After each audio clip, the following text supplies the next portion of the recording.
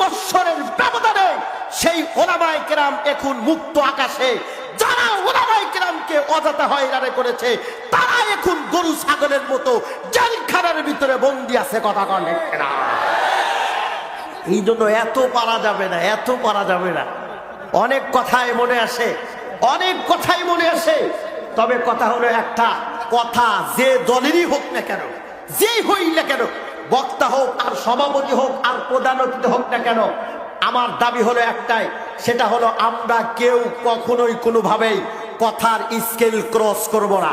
কথার স্কেল যদি ক্রস কেউ করে, সে যেই হোক না কেন, এহকালেও যেমন ধরা, মরণের পরে চূড়ান্ত ধরা। কথার স্কেল ক্রস করলেই বিপদ।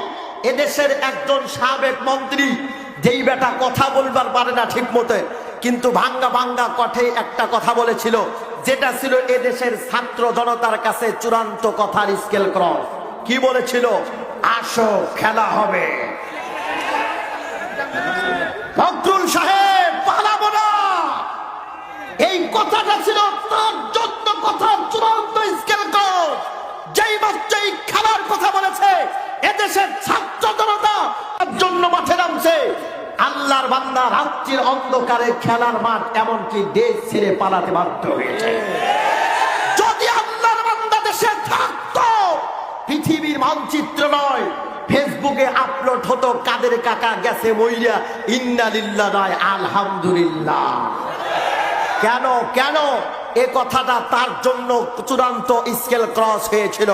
এজন্য আবার বলছি, তুমি যেই হও না কেন, যে দলেরই হও না কেন, বক্তা সভাপতি যত হও না কেন, কথার স্কেল ক্রস করলে দুনিয়াতেও বিপদ, মরণের পরেও বিপদ। আর একজনে কি কইছিল? রাজাকারের বাচ্চারা সব চাকরি হাগরি হইব, আর আমরা সন্তানদের যে পড়াইতেছি গোলার ঘাস কাটবেন লেগে, হ্যাঁ আমাদের চাকরি হইব না, আমরা কি ডিউটি দিব কোন জায়গায়?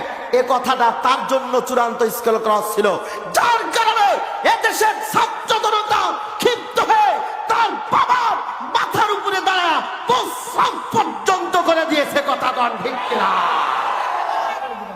এই জন্য সাবধান, কথার স্কেল ক্রস।